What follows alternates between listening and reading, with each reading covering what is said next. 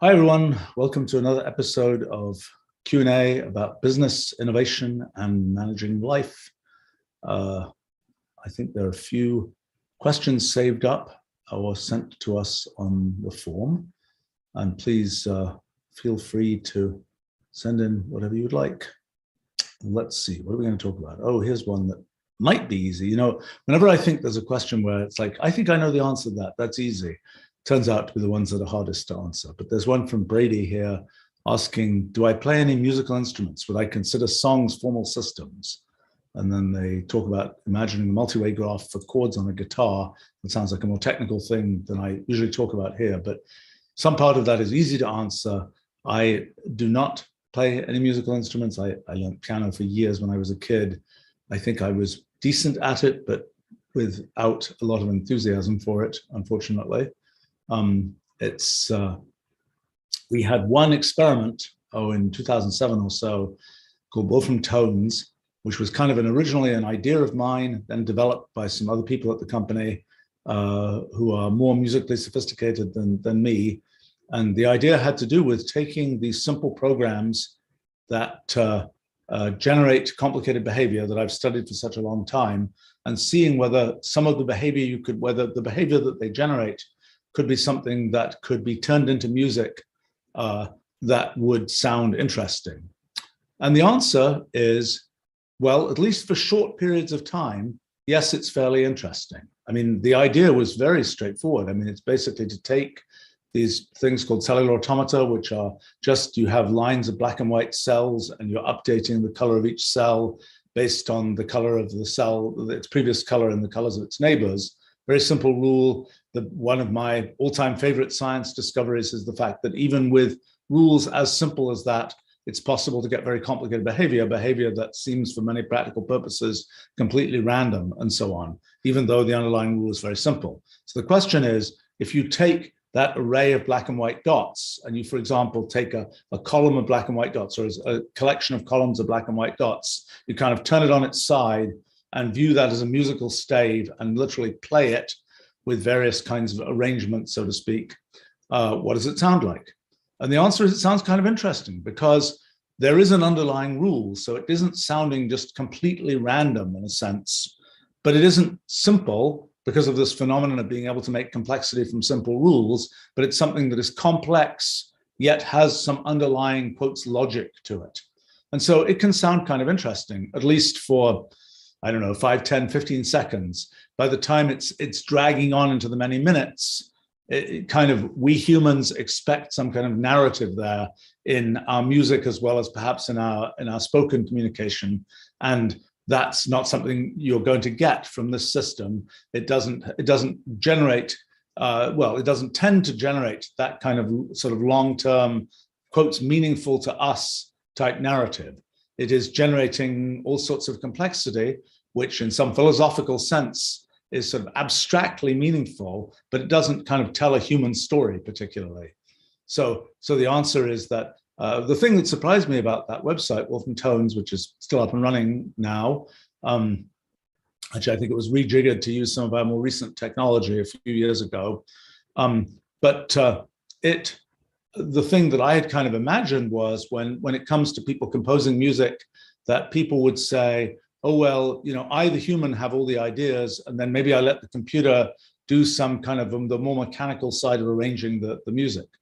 But actually, what I've heard from people multiple times over the years, from composer types, is, you know, that website's interesting for getting kind of the core of a tune, so to speak, which then they can go on and interpret as humans. It's kind of like you could imagine, you know, a photographer going around and finding sort of this interesting image that exists in the world, but they have to kind of pick out that one and then develop from there and so on. So that's been that way of doing things. You know, I personally, I have to say, I'm not a listening to music kind of person, because I find that the things that I do, I end up really concentrating on pretty hard.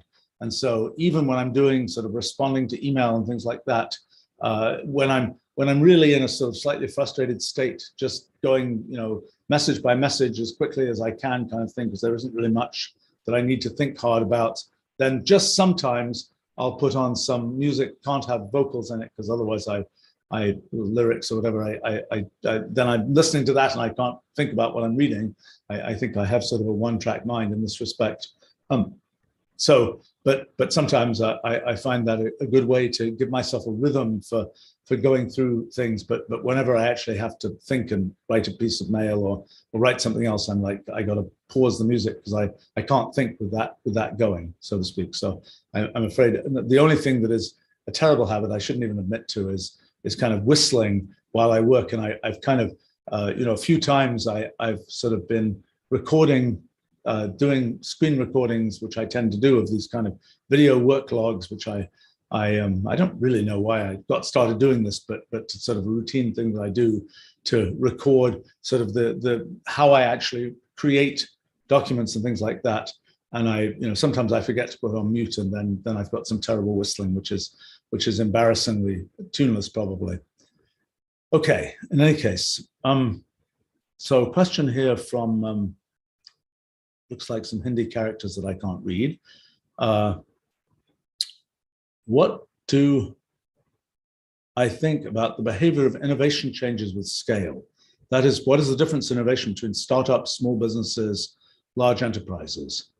Yeah, well, it's interesting because, I've tried very hard to build a company where we can do innovative things over the long term. And, so far we're at 35 years and counting, which is great. And I think sometimes the company is a little too small for some of the things we want to do. Sometimes I think it's a little too big for some of the things we want to do. It's challenging. And here's sort of what tends to happen. I mean, companies, the way that typically companies sort of make the most money is by having sort of a machine that just keeps doing something and it doesn't have to think too much. It just keeps doing something, because thinking, so to speak, tends to be, unless that's the challenge, is to make the thinking part be something that is part of the rhythm of what the company does, so it doesn't end up being sort of super expensive to do. Because anytime you're doing something that is kind of not what you normally do, that propagates, all the way up the management hierarchy, because somebody's got to, either it dies somewhere, deep in the company, and that happens very often in companies, or it kind of has to propagate up to the level of somebody who can actually make the decision to do something different from what's being done now, so to speak. So I think, and the issue with startups tends to be that there's certain kinds of innovation that you can do that require only very small scale. There's some other things where the people sort of doing the innovation are also doing, at a very small startup scale, are also doing much of the kind of mechanical work that's needed to get anything to happen. And that kind of prevents them from sort of having the time to put into innovation in the same kind of way. And the other issue with startups tends to be, if one's lucky, if one can do a startup as I was able to do 35 years ago, where you don't take outside investment money and so on, and you're kind of just sort of responsible to yourself and your customers and so on. But very often with sort of typical startups, you've taken investment money and the investors have ideas about what you should do. And there's sort of a often complicated tension in kind of what they want you to do, what you think you might want to do, the incredible innovative idea that you have, but the investors say that's way too far out there. Please don't spend our money on that type thing. There tends to be forces acting towards kind of against innovation as soon as one's dealing with, well, just do the thing that seems like everybody else is doing. That's much safer. You won't lose our money that way, so to speak. So I think that's when it gets to very large companies, there's a huge challenge in getting innovative things done. And that's why so many large companies essentially do most of their innovation by buying smaller companies. In some industries like the pharma industry, that's super common. It's become fairly common in the software industry as well. I think that it's challenging. For example, in a company of our scale, 800 people or something, doing sort of innovative new things is is challenging. So here's the issue. The issue is people are doing their jobs. They're often working very hard at their jobs. Their jobs involve going in a particular direction, building some particular product, tending some particular product line that has been successful. When it comes to kind of doing something new and different, it's like that's nobody's job particularly. So it ends up often coming from me in our company. I think there's an interesting opportunity in this or that direction. Let's go and pursue that. And then it's often quite a challenge because people say, no, we can't do that. We're doing this thing that is our main job. And this is the thing we're supposed to be doing. And look, it's being successful. Don't pull us off to this thing that is very speculative, where it probably isn't going to be successful, because most speculative things, one might imagine, aren't successful. Let us keep going on the main thing we're doing. And what I've done to try and deal with that is to kind of have a special projects group. Although I think I've said in these live streams before, one of the things that's tended to happen with our special projects group is that it's too successful, in the sense that it does a, quote, special project, and then that project becomes a larger scale thing, and the people in that special projects group get pulled into the kind of mainstream product development for that successful product, and everybody there is happy. But that means that one isn't having this kind of special project that's going to do the thing that was off the beaten track going forward. So, I mean, that's one of my sort of approaches to getting sort of innovative things done in a company, for example, of our scale, is to successively kind of, in a sense, spin off these special project groups that will do things that are usually initiated by me, and usually kind of tracked quite closely by me, that are kind of trying to do new kinds of things. I think that there are large companies that try to have sort of innovation groups or research labs or whatever. Often the big challenge there is, even if something amazing gets discovered in the research lab, getting it ingested back into the company is really hard, because people say, this is an amazing invention. Is it going to make us $5 billion? If no, we don't have a mechanism to sort of ingest it into the main part of our company. And that's something certainly famously happened with, well, Xerox PARC, to some extent with Bell Labs did better on that, but certainly had innovations where that was what happened with them, and so on. So it's a challenging thing. And I think that I would say that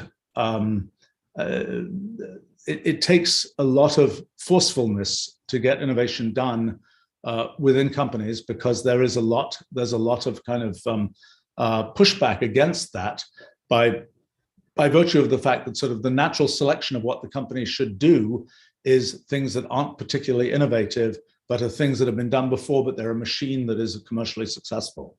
I suppose in our particular company, I'm sufficiently motivated to do new and innovative things that I have kind of traded off sort of greater commercial success of our company for the ability to have some degree of agility to do innovative kinds of things. And that in practice, it sort of turns into a large fraction of our employees are R&D employees. And that's kind of where the focus has been. And also we've kind of developed a culture where people do come to expect that we will do new things. I mean, there was a time in the history of our company where we've been sort of doing the same thing for about a decade. I'd been off doing something rather different, but the company had been sort of our main product. Mathematica at that time was sort of the main thing. And when I sort of came back from doing my big, in that case, basic science project, and really started focusing on sort of what were the next steps for the company, it was something where it took real effort to turn that ship, so to speak, in the direction of new and different things. And as a matter of fact, that Wolfram Tones project that I mentioned, that was kind of a goofy project in many ways, was very helpful in turning, well, it was helpful in some ways in turning the ship. It was helpful in the sense that it made people say, oh, we can do fun and interesting stuff that isn't just the mainline product we're doing. And that was helpful both internally and for some recruiting. It was unhelpful in terms of our management, because people looked at it and said, we didn't make any money from that. Why did we do that? And that was, when the next sort of special project, in that case was basically Wolfram Alpha, came along, I kind of had to hide that project because people were otherwise going to say, it's just like Wolfram Tones, we're not going to make any money from it. So that was that's kind of how that challenge works.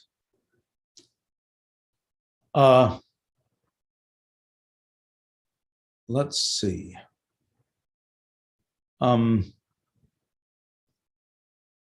Oligaz asks, do I have electronics off daytime window? No electronic communication, no computers. Computers are my friends. No, I'm very much a computers on pretty much all the time, except except when I'm talking to people, and I'm not distracted looking at a computer. I mean, I guess maybe I'm a poor multitasker. So if I'm actually talking to somebody, if I kind of glance over to look at some message or something, it's really obvious, and it's kind of like I'm really not. And people who work with me a lot kind of can tell, like at the end of some meeting when we're really pretty much winding down, and I'm obviously off thinking about something else. It's like they can instantly tell I'm just not paying attention. So I tend to be, I'm either paying attention to the person I'm talking to, or I'm not. In terms of I do tend to, I use email. I don't use texting, for example, to any significant extent. I only use it for kind of sort of the few instant messages that come through, so to speak. I don't use it as kind of an alternative channel. I don't tend to use internal messaging systems at our company and so on very much. I tend to be very much an email-oriented person, and I get hundreds of emails every day. And it's a complicated and time-consuming activity to kind of grind those down. And quite often I'll get emails that will take. I mean, I just responded, I have to say, with some embarrassment to an email that I should have responded to a long time ago that was from 2008. What tends to happen is I will go through every day emails that I can respond to quickly, and then there'll be this kind of pile up of older ones, and I kind of have a whole process for trying to get through all of those. I think that for me, something with more urgency than email, apart from very sort of scheduling-oriented things, doesn't work well for me. I would find that very hard for me to really concentrate with. I spend a fair amount of my time just actually working on, well, for example, science or other kinds of sort of innovation technology kinds of things, and writing things and so on. And for those things, I'll just, I'll be sitting and writing and doing my thing, and I don't want to be interrupted. I don't have, I never get phone calls. I don't even know my own phone number, actually. I don't get sort of incoming phone calls, in the normal course of events. And I tend to, when I know that certain kinds of activities, it's going to take me a couple of hours to really, it doesn't make sense for me to do it unless I have a couple of hours available to sit and do it, and then I'll be doing it. And, I have enough concentration on that activity that I won't be glancing over and looking at my email. I know if I do that it's kind of like, it's a sign that I'm not really concentrating on what I'm doing. And usually I think I'll go for, I don't know how long it is, I should measure it. I certainly have the data to know this, but my impression is probably about an hour and a half, couple of hours, that I can kind of do a one sitting. I'm just doing this. I'm just thinking about this thing. I'm just, figuring something out. I'm just writing some piece of Wolfram language code or whatever else. And then, after that, I'll kind of take a break for a few minutes, and maybe I'll look at some email. Maybe I find it sort of satisfying. Email is one of these things where it's like in just a few minutes, you can grind down a few pieces of email. You can respond to a few things. You can think through a few things and make responses and such like. And it's a good kind of filler activity, and that's how I tend to use it. So I tend to have these periods of concentration where, yes, I suppose I'm off electronics, although I'm sitting at a computer doing things with the computer, like writing code or whatever. But I'm not sort of in the being interrupted by electronics all that time. But I don't.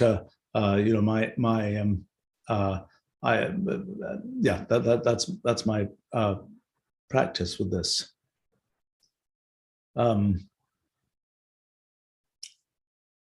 Parmenides is asking, how do I deal with back pain and eye strain from reading too much? You know, I've been, you know, I'm sort of, I get a decent office chair. I tend to, one thing I've done, this is perhaps a useful thing, is like put your monitors up fairly high. So you're not kind of always, you know, sort of leaning over to read your down low monitor. I think that's a thing that us humans were probably not, you know, back when we were evolved to go hunt woolly mammoths and so on. The idea of looking down at your laptop wasn't a thing, and so I don't think that's a. I think over the years I sort of. You know, as many people do, who you know, I had not kind of figured that out this point until maybe 10 years ago, that, you know, put your monitors up fairly high so that you are not crouched over all the time, and then, you know, I don't get back pain. And you know, perhaps I've been fortunate in that respect, but that's one thing. In terms of I fortunately so far have fairly decent eyesight. Although I've tended to, you know, I wear glasses, although my children are always giving me a hard time because, you know, I can read perfectly well without them most of the time. And, you know, I, you know, got my driving license without them and all those kinds of things. But I tend to be enough of a perfectionist that I've tried to figure out, you know, exactly, you know, what strength of glasses, how much astigmatism and so on, so that I can kind of do as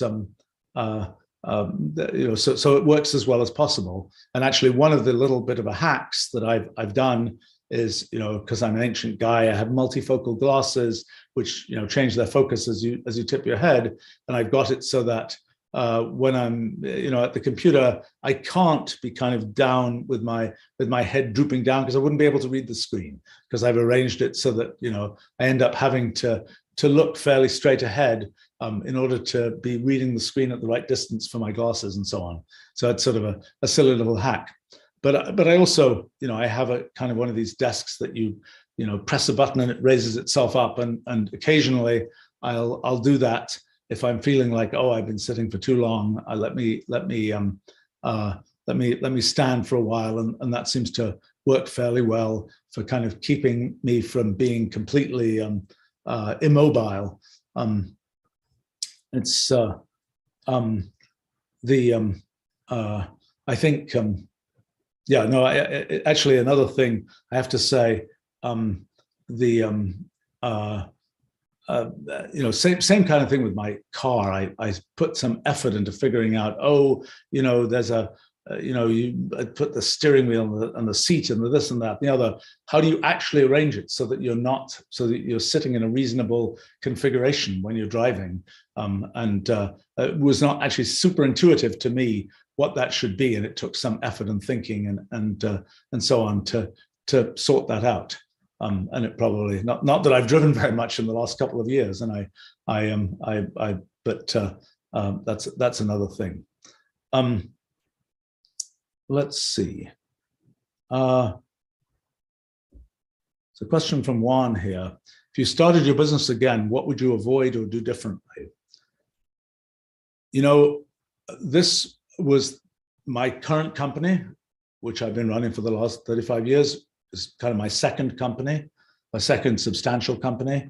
The first one I kind of started when I was like 21 years old. And I had other people involved. I brought in a CEO, I had venture capital investors and so on.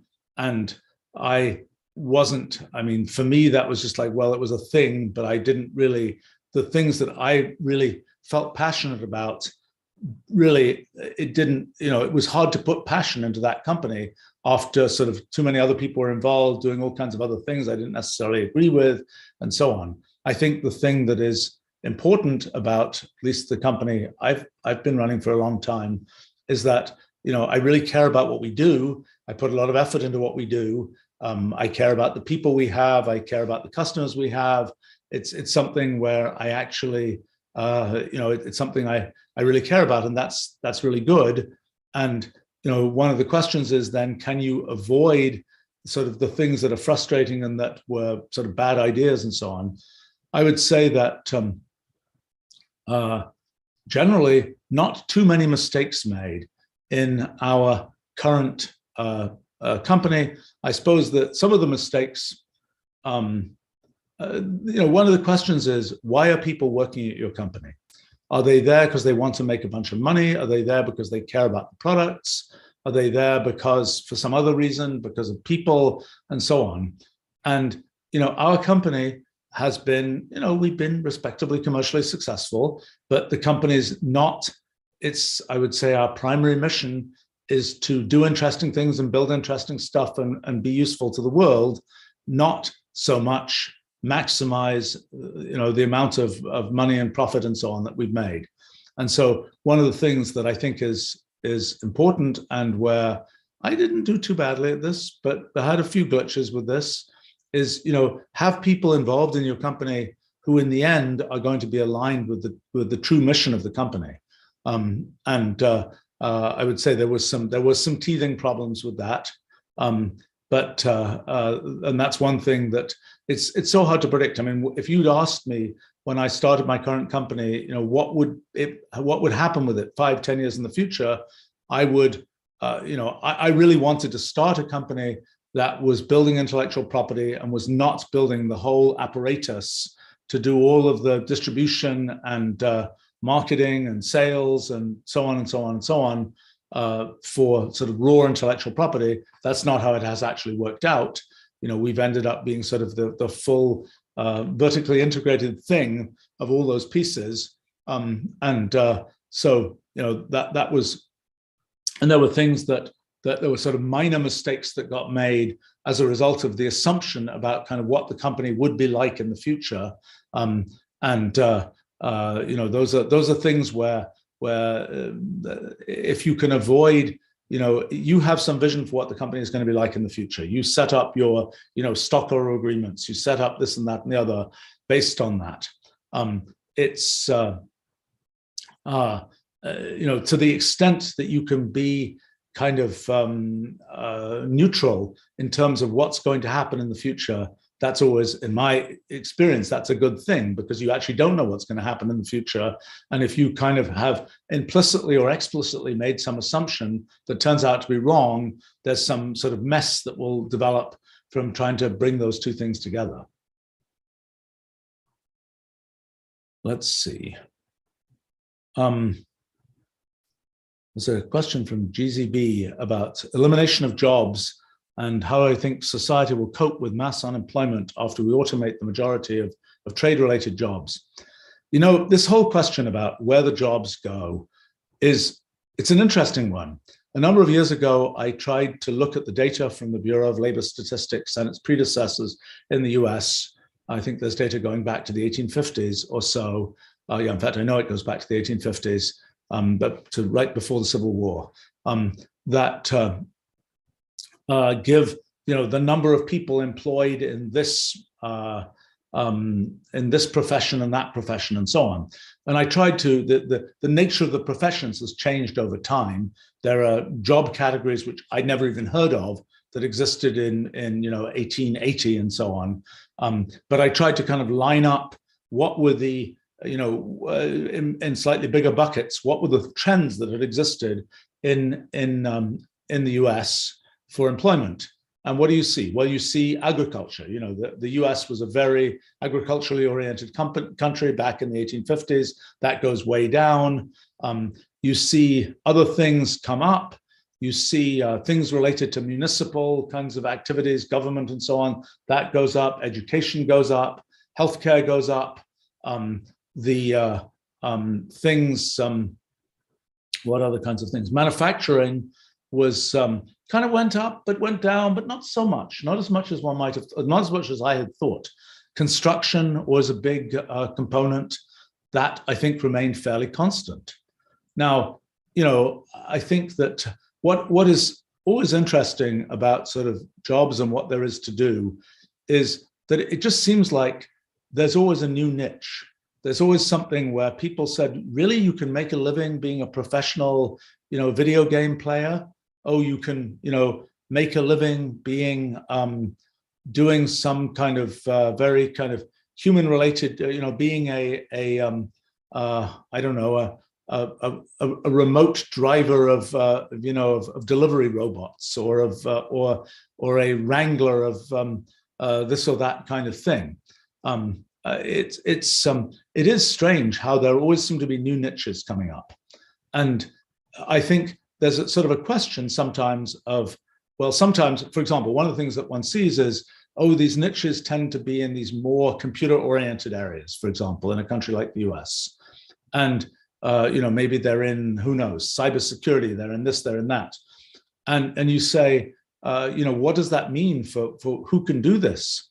But, another thing that's happening is through if you have skill that is very human oriented, very, empathetic kind of skill, and you're not particularly techie oriented, this doesn't mean that, oh, because there's a job that involves a computer, that you can't do it.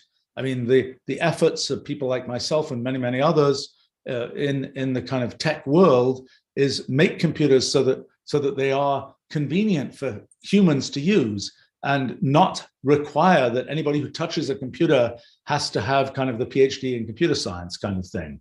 And that's kind of so that means that even though it might look as if there's a job where, oh, you have to know how to touch a computer. Well, everybody pretty much knows how to touch a computer now. We're going to lots of effort to make it easier and easier to do things with computers.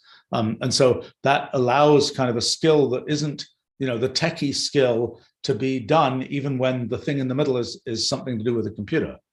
And I think, so I'm much less convinced that kind of the humans are out of the loop, so to speak. I think I did try to figure out, I was going to write something about kind of the future of jobs, but I have to say I was a bit confused by the data, because I couldn't really conclude very much from this data. I wondered, there's certain kinds of jobs that are, well, for example, jobs that involve humans interacting with humans. It seems to matter to humans to have humans in the loop for some kinds of things. I don't know, whether it's teaching, whether it's sales, whether it's various kinds of, therapy, counseling, medical kinds of things. Us humans care about having humans in the loop in those kinds of places, or seem to. There are some corners where actually we kind of prefer to have a computer. Maybe it's easier to answer questions about some medical thing to a computer than to a human, I'm not sure. But there are also places where it does seem we like to have humans in the loop. And I think sometimes there are things that can get done that are doable because of technology, but they still need a human interface, as in a human there, to really do the last sort of step in having things happen. So I'm less convinced that kind of all the jobs are going to go away and people are going to just be able to kind of sit back and let the robots run things. Now, I think it probably is the case that certain aspects of how the world works, it is possible to automate those, and we've already seen that. I mean, the fact that the kind of standard of living, the expectations that people have about sort of what they can do on a daily basis and what kind of comforts they can have on a daily basis have gone dramatically up over the years, and that's largely a consequence of technology and the big stack of automation that exists.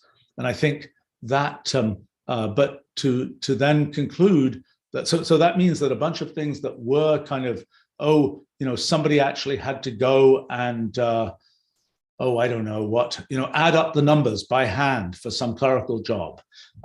That's not a thing anymore. But that doesn't mean that there's, so that layer has been automated. I mean, it's sort of reminiscent of the question in education.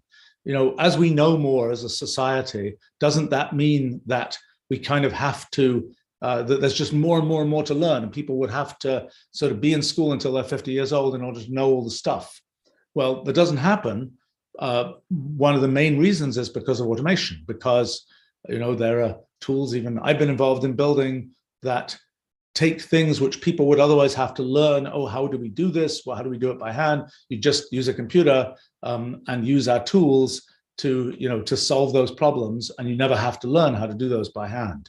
And similarly, in education, there's another dynamic, which is as fields progress, there ends up being sort of a more abstract understanding of things, so you don't have to learn as many of the details. But I think that's sort of the same kind of thing. Now when it comes to, I would say that I'm an optimist, but I would say that several things are true about jobs. One is that there are going to be new niches. There are always new niches. There are always, you look at over the last 150 years, there's a dramatic collection of new niches. There are some niches that go away, largely through automation, but new niches come up. The other thing is, but what about the people who, aren't the best, math kids in school and so on? What will they do? I think that a lot of the need for humans has to do with, for example, more human kinds of jobs for which being the best math kid in school is absolutely irrelevant and perhaps even of negative value in terms of typical personalities. So I'm not convinced that I think that there can be a certain, people sometimes will say, oh, but if it involves computers, what will happen to all these people who are who aren't technically sophisticated? And I would say, as I was saying, I mean that we in the world of technology sort of are trying to make it so that the humans can really do what the humans are best at, and that allows opportunities for lots of people. So I'm not expecting that there'll be no place for the humans. Now, will it be possible? That there are all these complicated discussions about Okay, so another thing to say is there are parts of the world where there are just great natural resources, where basically there's ways to make money in the world, so to speak, by just mining those natural resources. And in a sense, there's sort of a bit of a free ride that's available as a result of that. And there's sort of a question of, is automation the free ride for the world? That is, the mining of, I don't know, you have oil, you have some mineral resources or whatever, that can give you kind of you don't put anything in, it's just sitting there in the ground, and you can mine it and then sell it in the world market, so to speak. And that's sort of a bit of a free ride. The question is, in the computational universe of, for example, possible programs, is there sort of a similar, perhaps inexhaustible kind of mining supply there that can, in a sense, provide some prosperity to everybody because it's accessible to everybody? And that's an interesting question. And that's ultimately a question of economics, I think, and a question of sort of, there's the general impression that the sort of the GDP of the world, the value of the world, has gone up and up over time. And there's a question of sort of how to characterize that. Why does it happen?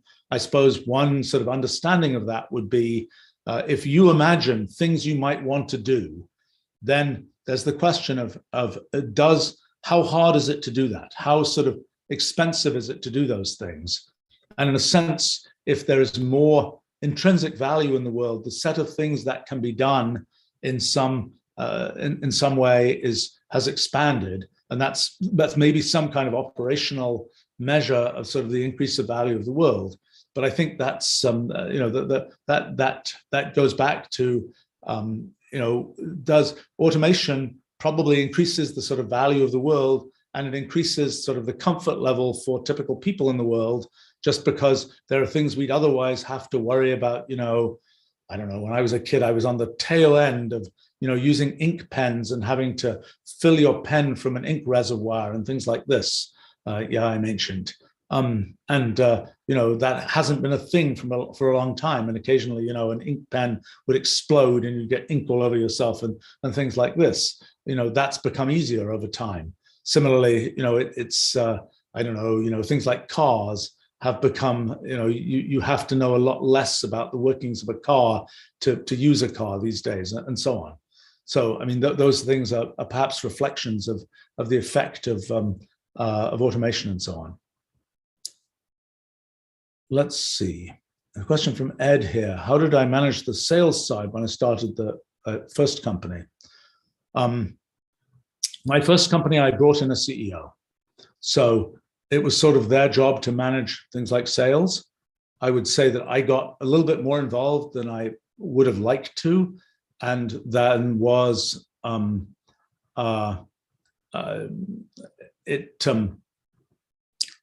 was sort of frustrated actually, because I felt that, this is a long time ago now, I mean, this is 40 years ago now, that there were things that were sort of obvious to do and we weren't doing them. And I think in retrospect, I was probably right.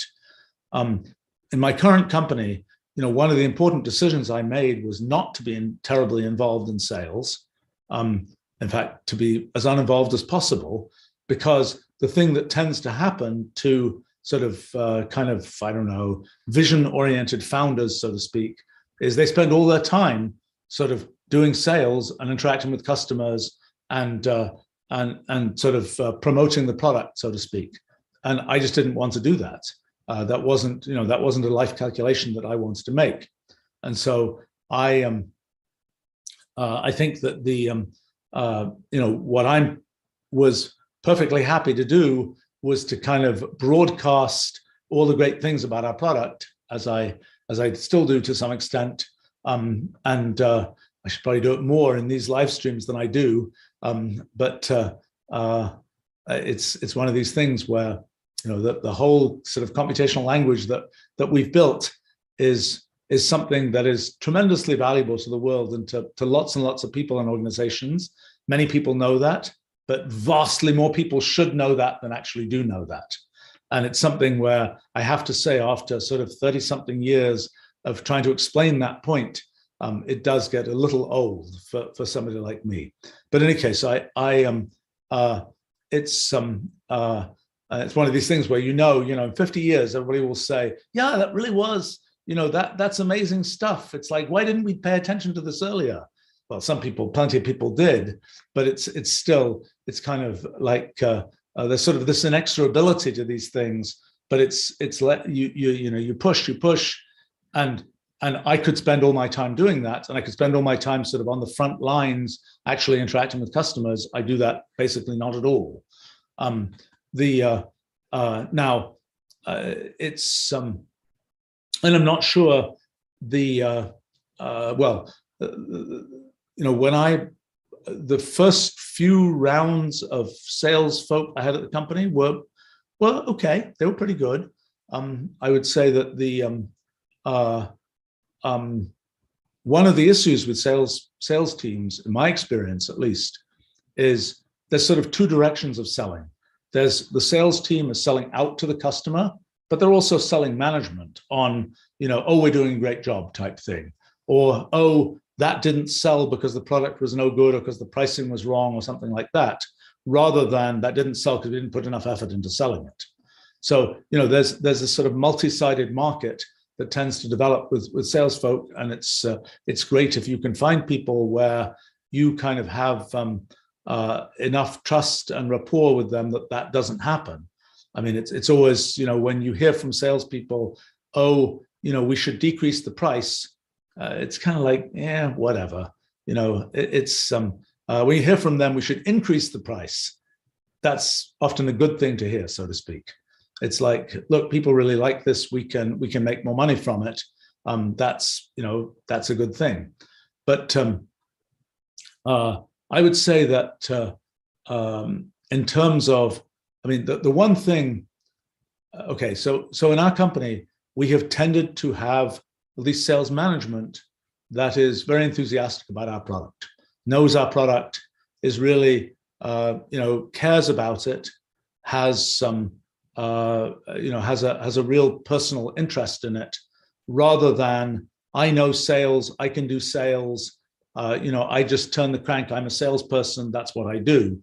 It tends to be more like I'm a person who knows how to do sales and is very serious about doing that, but also is somebody who is very much involved in and committed to our product.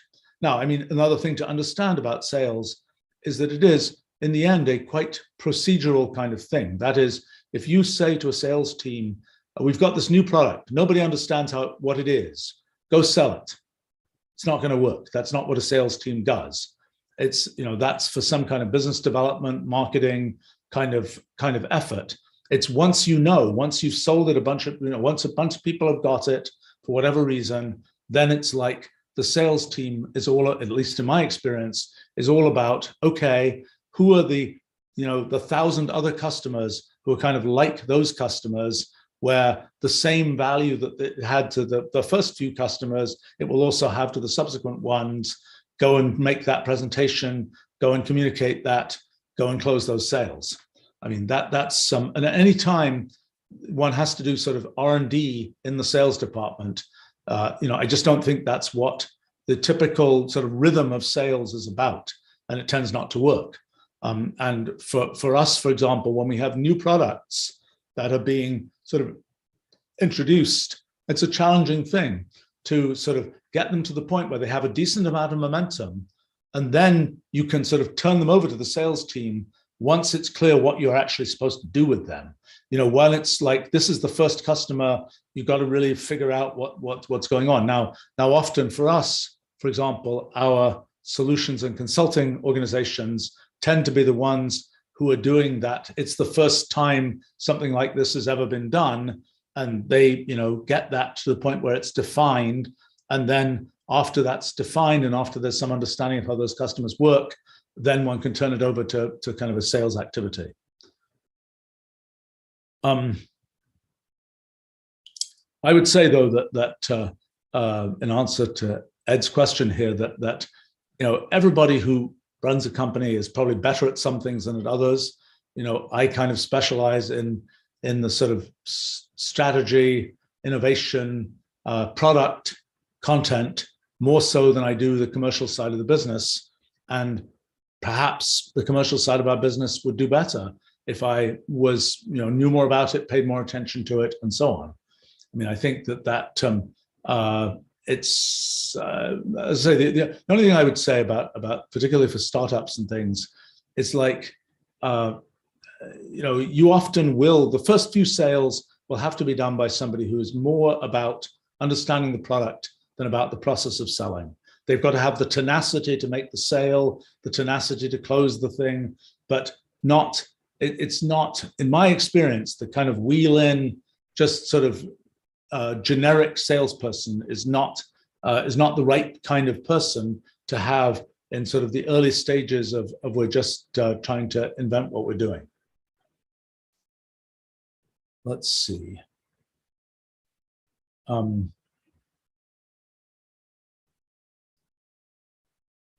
Yeah, comments about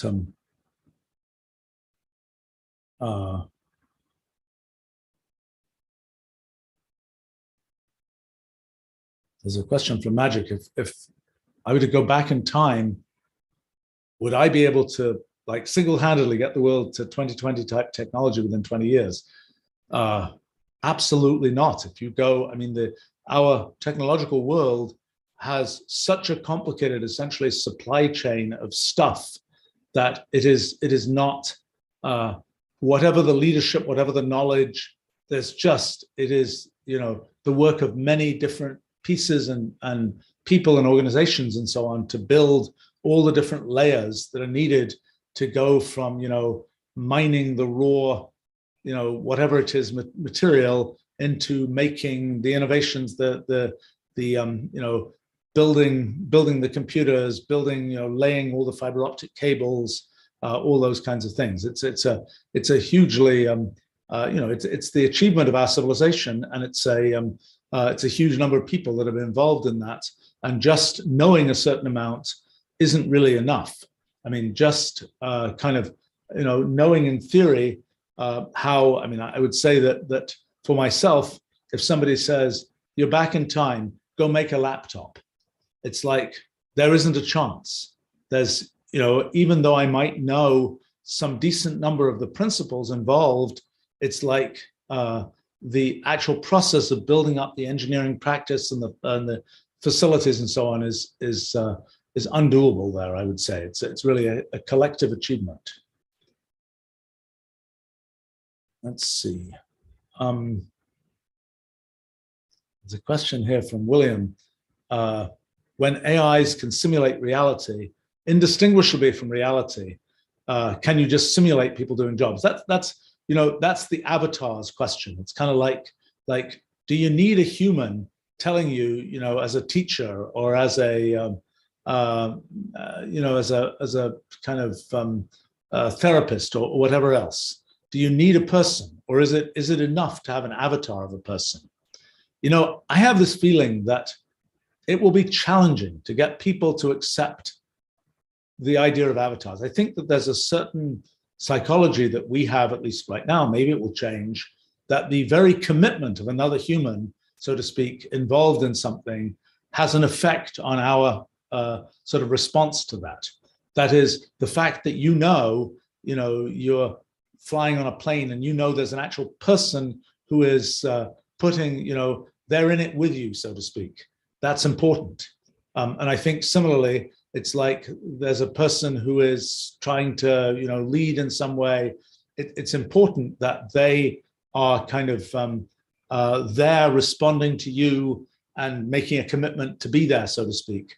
I think that's important to our psychology, and I don't think that's a thing that will go easily, so to speak. In a case, there may be some situations in which people will be happily talking to a bot, and it doesn't matter to them that there's no sort of committed human at the other end. But I think that the way our psychology is today, and I see it also going forward, it will be important that it's kind of a human at the other end, so to speak.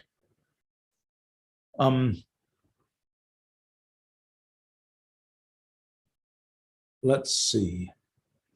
There's a question here from Magic asking, do I think people should specialize in education earlier instead of taking general classes, focus on one field, get to undergraduate education earlier?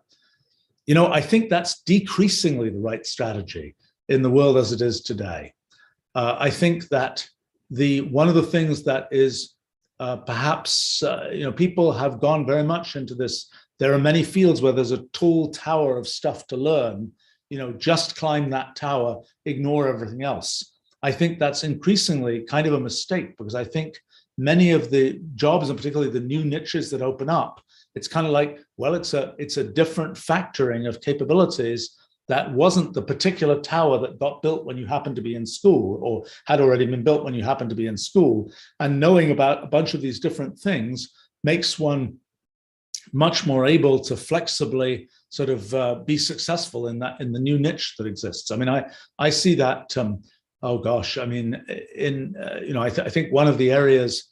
I think I'm a great believer in. Okay, so when I was in the education system a long time ago in England, went to kind of good schools and so on. I did resent learning all of those extra things about history and languages and Latin and Greek and things like this. And it was like, why am I doing this? I'll never need this for the rest of my life. This is all irrelevant. Well, I was wrong. Even the Latin and Greek, I routinely am using, either because I'm thinking about some technical field and, all the words are Latin derived.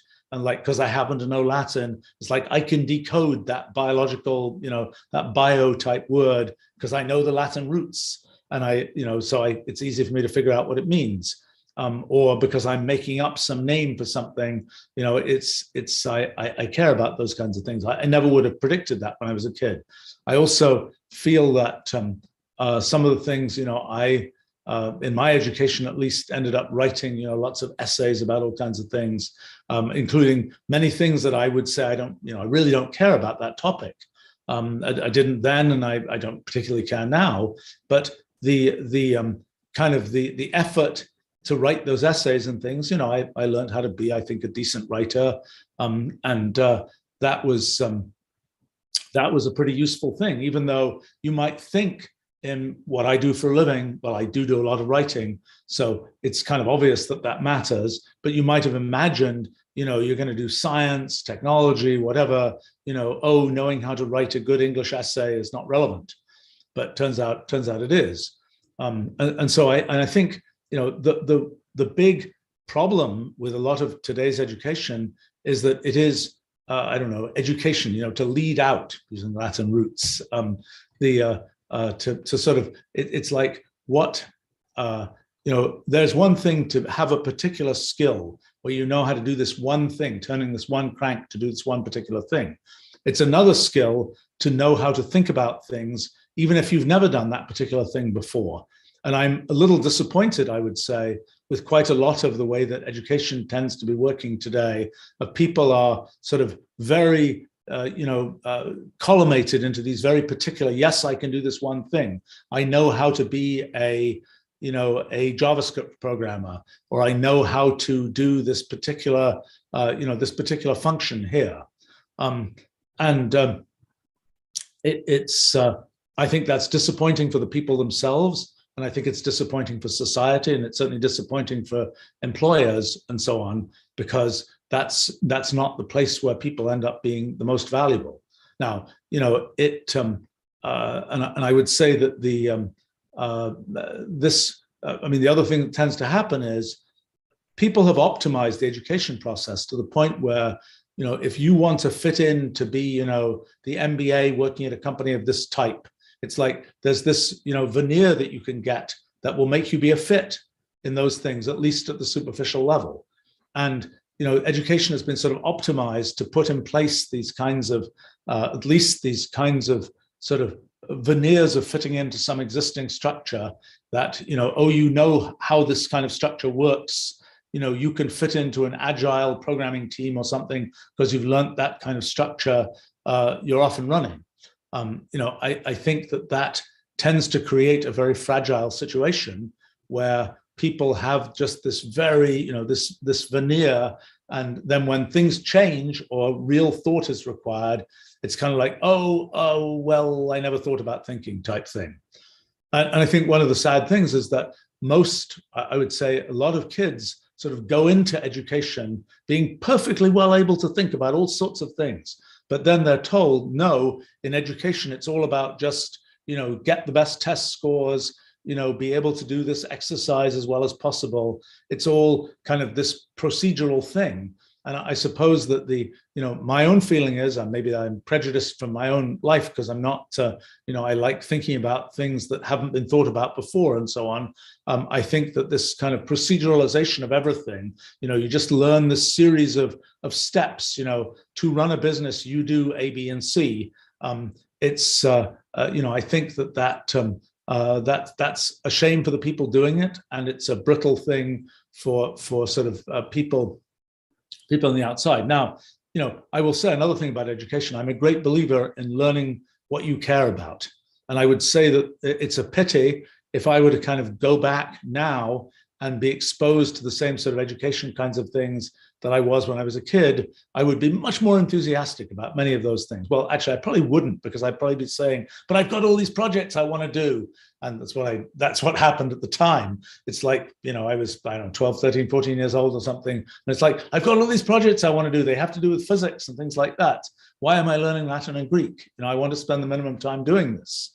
And probably if you took me as I am right now, with I've got all these projects I want to do, and transported me back, I probably would be as frustrated as I was then.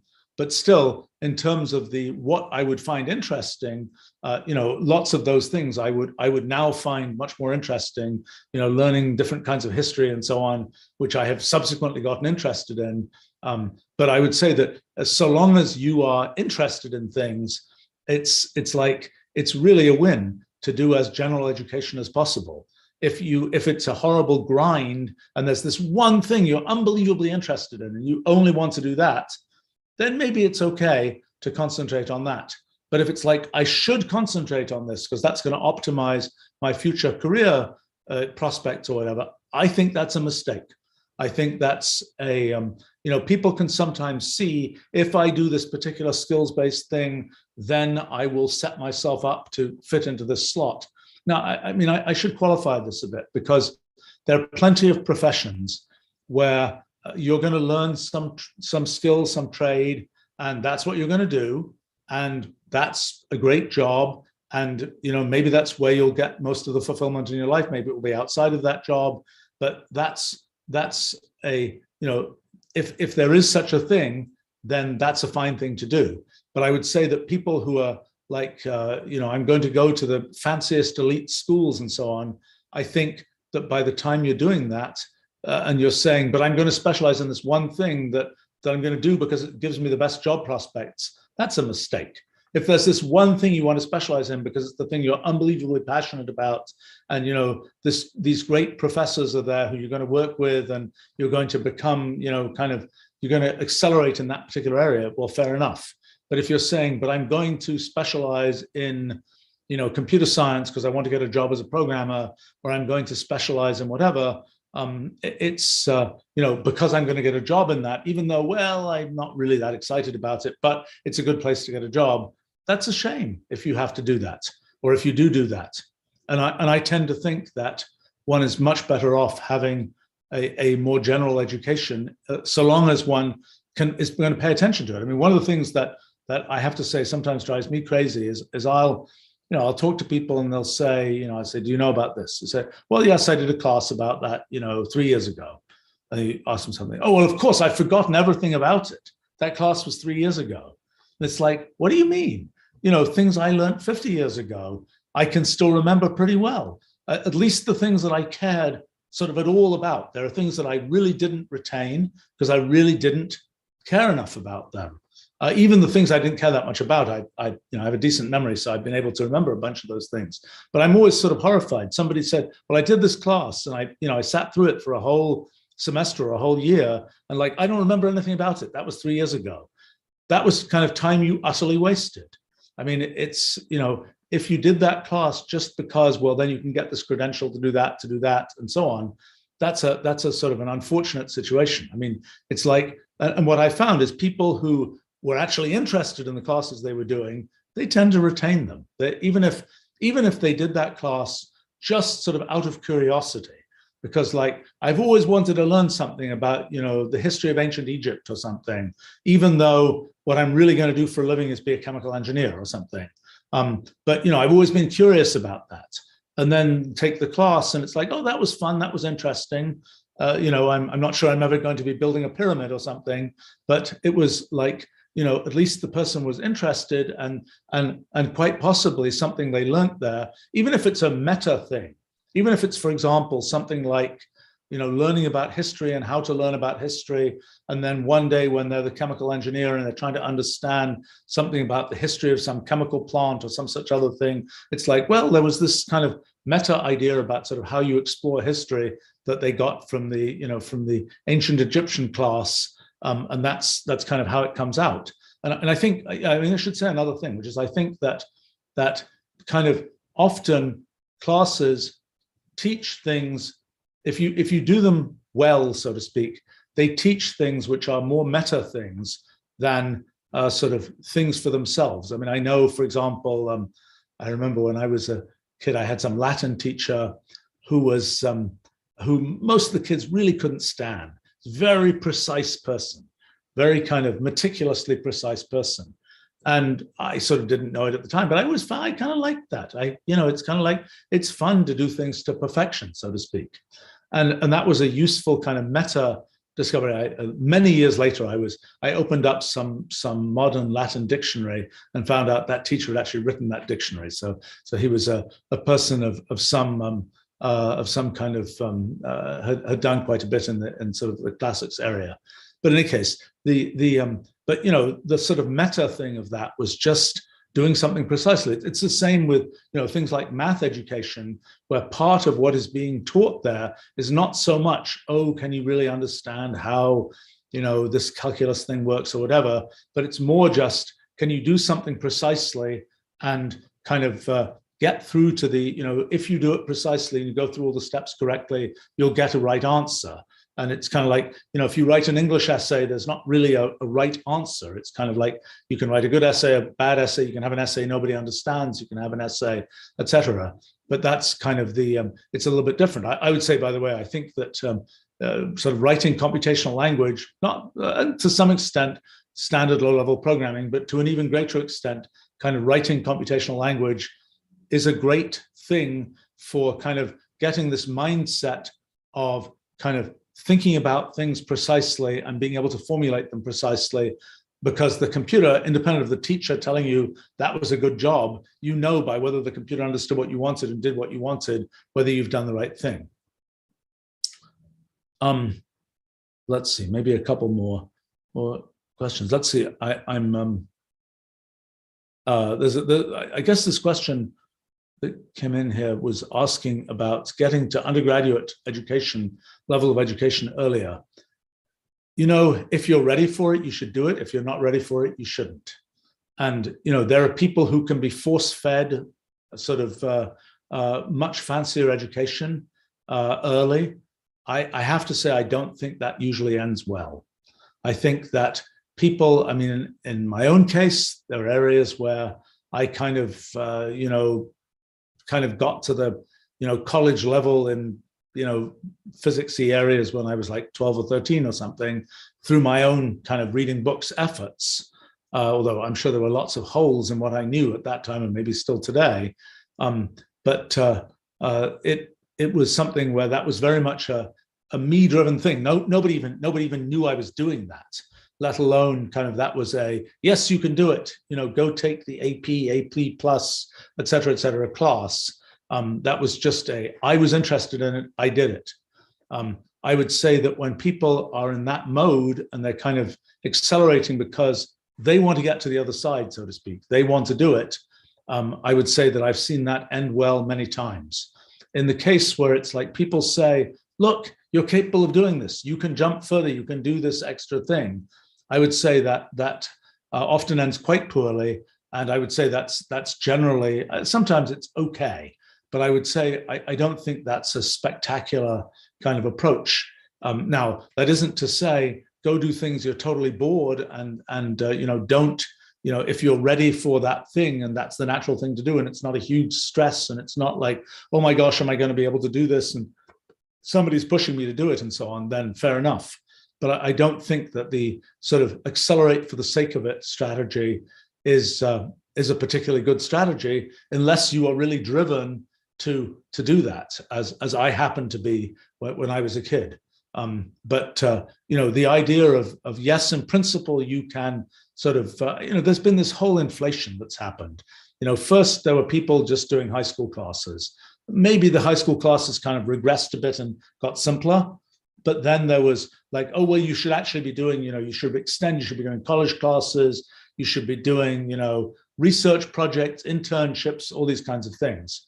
And, you know, yes, if you're motivated and you're really interested in that and you're really going to do, you know, your own thing in those areas, but in, you know, as a kind of for the sake of it thing, I don't think it's a win. And I've actually seen it end quite poorly with people where, you know, they went through education tracks very young and then they were like, oh, but I forgot to have fun, or, oh, but I, you know, whatever.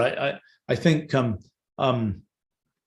know, if you want to do it, do it. If somebody else is telling you to do it, think twice about it, will be my comment on that.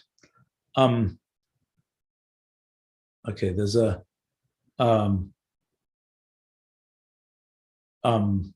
comment from Parmenides about didn't my former friend Richard Feynman, who was a physicist, studied Mayan hieroglyphs at one point. Yes, he was very much of a was a very much of a kind of puzzle problem solving kind of person.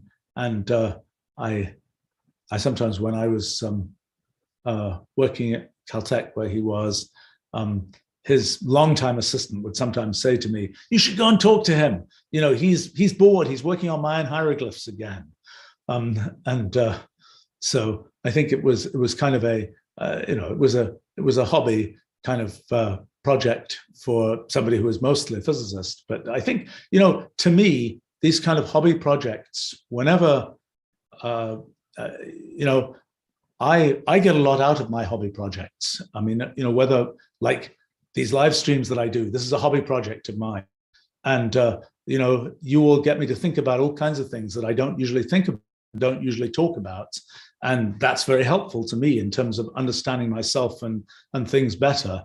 And I found that these things were long sometimes is, you know, is this project worthy of me, so to speak. You know, I've achieved a certain amount, I've got to a certain point. It's like, oh, this next project, it's too simple, or it's too, you know, it's sort of too sort of beneath one. I've seen that being a big career mistake for many people, to always say, you know, I've got to this point, now I have to do something that's a step up, so to speak. That's not been my point of view. I do things that I think are interesting, and even, you know, without thinking, are they steps up or down or whatever, I try to think sometimes whether they're things where, you know, I have something unique to contribute, but I don't really think about, is this going to be a bigger achievement than the last one or a smaller achievement than the last one? Because what I found is that, you know, I get a lot out of doing any project sort of well, and I learn things that turn out to be useful almost always for subsequent projects I do, or for subsequent, you know, as you learn more, you kind of get to knit it together with other things you know, and end up with more value for the other things you're doing. There's a question here from Martin. Can an old dog learn new tricks? Can a middle-aged person learn math, programming, and be successful anywhere near someone that started when they were young? I think so. You know, I'm continually trying to learn. I'm a horribly old dog, and I'm continually trying to learn new tricks. There are things where I kind of know myself pretty well by this point, and I know these are tricks I'm just never going to like, or I'm never going to be that good at. You know, you say to me, learn the trick of being on a committee and you know, managing sort of the consensus conclusions of the committee. Maybe I could learn that. You know, I know that's something I'm not very good at, and I just don't put myself in that position because I know it's not something I'm very good at.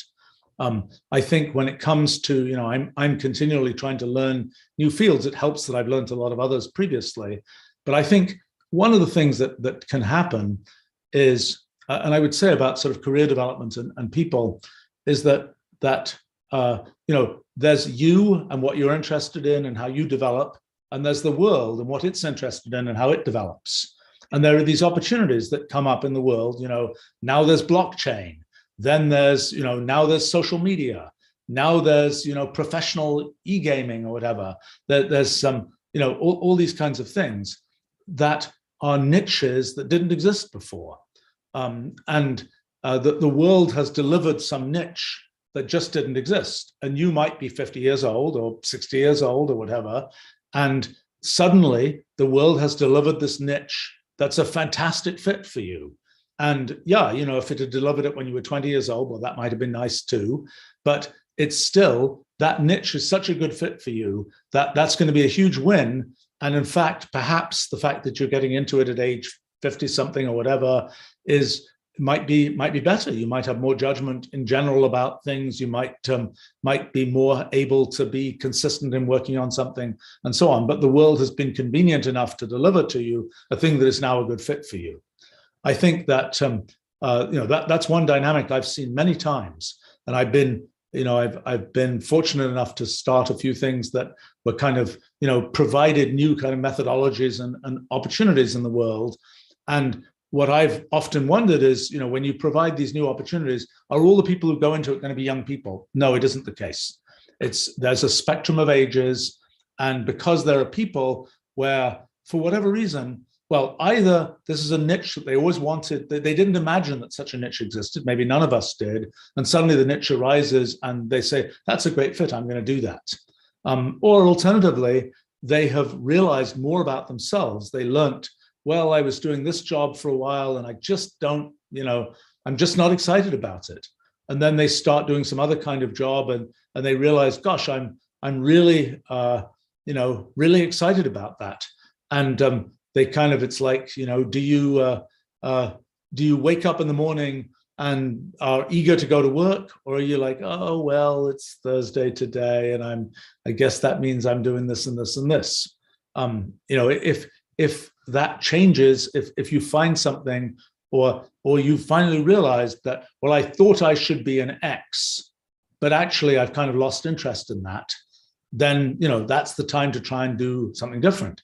Now, often it's complicated because people have all kinds of commitments, financial and otherwise, And it can be quite tricky to sort of make a change in later in life just because of that kind of practical lock-in. I think what one sees, what I've seen, is people who do the sort of secondary thing as a hobby for a while, to the point. And one of the things I see is people who say, oh, I really want to do this thing. Like I really want to work on, let's say, science or some such other thing, but actually I'm a lawyer for a living or something. And, and you say, well, do you have any spare time? Well, yes, I do. What do you do in that spare time? Well, I don't know. I just kind of hang out. I watch television, whatever else. It's like, look, if you're really interested in science, let's say, whatever it is, stamp collecting, whatever it is, why aren't you spending some of that sort of extra time doing that hobby? And it's like, well, I'm just not that enthusiastic about it. Okay, that's not a great sign. It's just jump in and do it, and cut the television, do the hobby, and then it may turn out that if that hobby is something that eventually could turn into something you do for a living, maybe over the course of a few years, whatever, you get to the point where you understand that hobby well enough. Maybe it's something where you can kind of make a name for yourself in that or whatever else it is. And then you say, okay, now I'm making enough money writing my science fiction novels or something, I can quit my day job. But start doing the thing you really want to do as a hobby. And there are very few things that are just undoable if you're not doing them as a quotes full-time job. Of course, there are things where you don't get, well, even things where you're I was going to say you don't get to sort of do, I don't know, experimental particle physics or something as a hobby, but I bet you could. I mean, I bet that if somebody, who was, oh, well, I'm a data scientist who wants to jump to experimental particle physics, I bet if you started kind of volunteering to do, data analysis for this, I bet you could find a way in, so to speak, and you'd learn what was going on in the field, and you might very well get to the point where it's like, where the people there are saying, please, can you come work with us, and et cetera, et cetera, et cetera. So that's kind of the way to make that transition. But I think in this question about sort of, are there times in life when you're sort of capable of learning and others where you're not capable of learning? I don't think so. I think it's more a question of kind of tenacity and attitude than it is a question of, oh, sorry, your brain shut down. Now it's the learning period is over. Yes, there are things for our immune system and things like that where when we're sort of early teenagers or whatever, that's just a biological sort of phenomenon that we've changed how our immune system works, let's say. But I don't think that's the case for learning stuff with brains. At least that's not been my experience. And maybe it helps that I've continued to learn things throughout my life, and I haven't sort of gone from, oh, now I'm done with learning, now I can go into the non-learning phase, so to speak. But I think at least my impression is that that's not the case. And it's also true that people who have been doing something for a while, they've got some expertise in something. And the question is, how do you apply sort of the meta expertise from that to, let's say somebody has been doing some clerical job that is very procedural, and it's kind of like papers come in, you do this, you do that, and it goes out. Well, you get a rhythm of how you do that. And then if you say, well, I want to switch to being a programmer, there are plenty of kind of things that start off pretty procedural like that, but they're about programming rather than about clerical work. And the ability to kind of say, I'm going to take this in the morning, I'm going to do crunch, crunch, crunch, get it out, that stands you in very good stead as a certain kind of programmer, for example. So taking that kind of meta learning from one area and being able to apply it is, I think, a win. Particularly if the other area is one that you suddenly get interested in, and I think following the interest is a good thing. Well, maybe one more, and then I should go here. Let's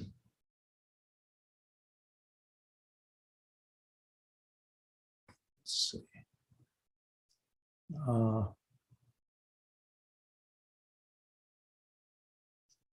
Sorry, Um,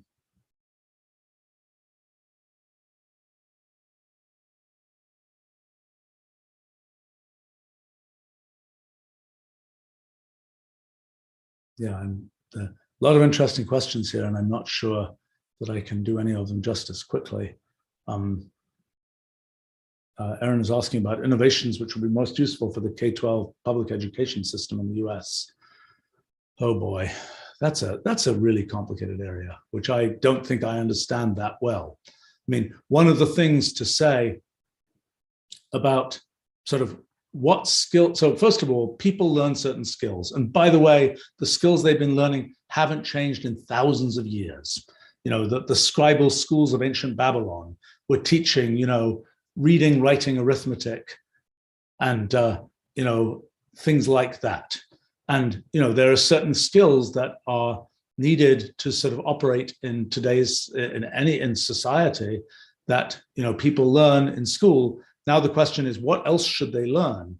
And the one skill that is clearly an emerging skill is this whole computational thinking, writing computational language, this kind of thing. That's a skill that sort of the people who will be at the leading edge of a vast array of fields, perhaps the majority at least of fields, will be people who have some degree of familiarity with that. And it's that's something that unfortunately the education system has had a hard time kind of adapting to. You know, there've been multiple waves of people trying to teach low-level programming, coding, etc. You know, I think, I mean, it's sort of it's something I have to toot my own horn, because it's something I've been sort of working towards for 40 years, of building a computational language where it's sort of a bridge between what we humans can think about and what we can get computers to do. That's a way of representing what we think about computationally and being able to get computers to help us, so to speak. That's the whole sort of idea of Wolfram language. It's the whole idea of making kind of a quite different level of interaction with technology than we've had with traditional programming languages, which really cater much more to tell the computer to put this foot in front of that foot and do this, rather than represent the world as we think about it computationally in such a way that you can kind of come up with computational conclusions and get sort of things done computationally. I think that this kind of idea of get to the point where you can think computationally about things, which is different from do low-level programming. It's like the difference between drive the car and know how the car engine works, so to speak. And I think that that's a skill that clearly in the future, you know, I can plainly see over the decades where, you know, I've watched people use the technology we built and so on to become leaders in all sorts of fields. It's kind of like, that's cool. That, you know, that really works. And that's something where that should be part of education. It isn't yet. It's, you know, they're little baby steps here and there and have been for several decades now. But it isn't a thing that's there. How to get it there? Well, that's very challenging, because it's, you know, public education in a sense was, you know, it started in the US, late 1800s. It kind of, there was a certain set of subjects and expectations. And although the details have changed, it's kind of like, that's been what's gone through, you know, that's what's there today. And to say, well, there's this whole other thing that should be part of this, it's not an easy thing to fit into that. Now, you know, there are pieces of public education, you know, originally public education in different countries existed for different reasons, you know, participate in the democracy, be ready to be in the military, you know, these different kinds of objectives.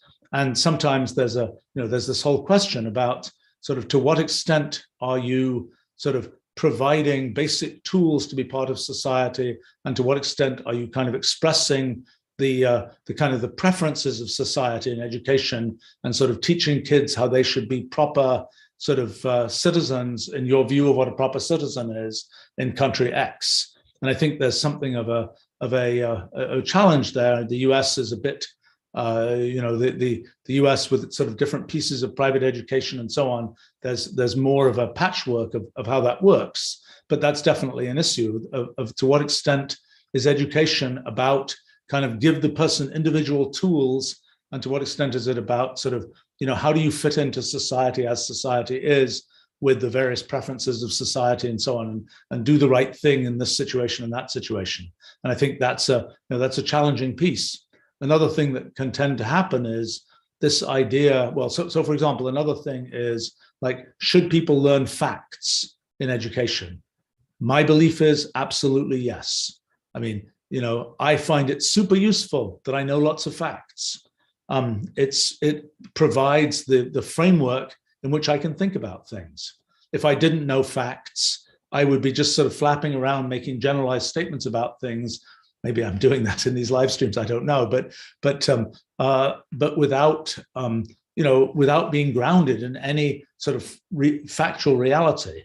And I think that the sort of tendency to don't teach facts, don't teach sort of anything definite but just sort of teach generalized ideas, that, in my opinion, is a mistake. The generalized ideas come after you have this whole bunch of facts and specific knowledge and so on. Then you can come up with the generalized ideas, and the generalized ideas make sense to you. But otherwise, you're just like, I'm floating in this sea of generalized ideas, and it's not, and I can't really see how to attach them to anything, and it's hard to kind of go forward from that. I think that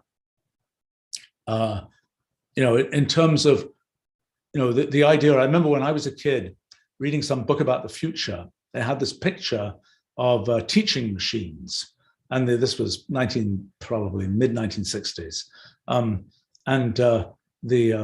was a young kid, and it was kind of like, that's the future. The future is going to be, education is just going to be like a vaccine or something. It's coming almost like there's this machine, and it just sort of teaches you, and then you've learned everything. Turns out that didn't work out so well. Turns out teaching is quite a human activity, and that's something perhaps even in this pandemic we learned even more than we knew before, of kind of sort of, as you make it more remote and so on, it becomes more and more difficult for people to have, teaching is partly I would say a kind of an encouragement, coaching kind of activity of, get people to believe that they can do things, and get people to realize it's possible to do this or that. I mean, I think, the other thing, of course, that the big elephant in the room of public education is all of the kind of metrics and testing and, standardized tests and so on. I don't even know what's going to happen with all these colleges saying they're going away from, requiring standardized tests. So what does that mean they're actually going to look at?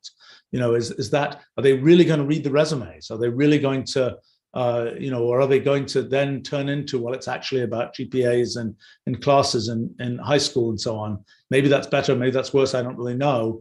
But it's the idea that that amazing kid who would do so well in this college, but was in this, kind of high school where they didn't get on with it very well, or it was a kind of a very poor fit, lousy high school, whatever, being able to find them and how that works. I'm not really sure how that's going to work, because actually in some ways it's easier for that kid to just like, ace the SAT, even though they've been in this, high school where none of the teachers care, and it's all terrible and the kids are doing terrible things and so on.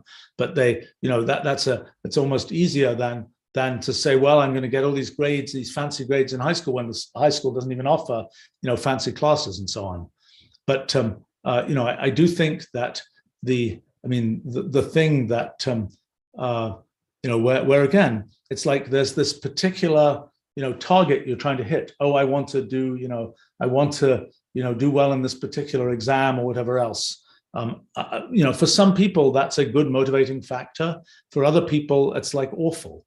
And, all it means is that they become kind of these, the racehorse with the blinkers. I'm not sure I don't think racehorses have blinkers. I think that's for avoiding distraction for horses with carts and so on. But it's kind of like you're just running this particular track. Don't pay attention to anything else. I mean, that's kind of the